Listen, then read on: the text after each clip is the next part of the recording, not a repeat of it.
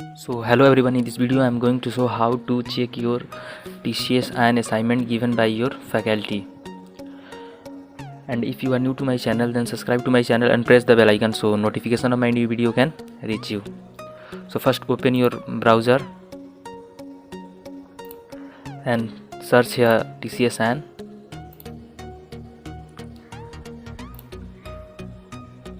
And log in.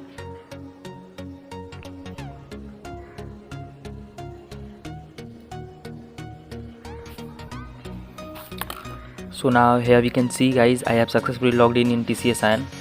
Now go to course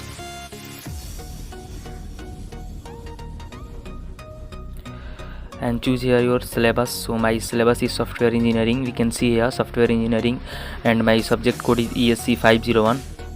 So now click here lunch and click here assessment, and now open your first assignment, second, third. So now I am going to open first assignment.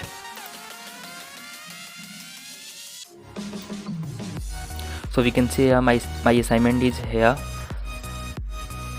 So thanks for watching, and please like, share and subscribe my channel.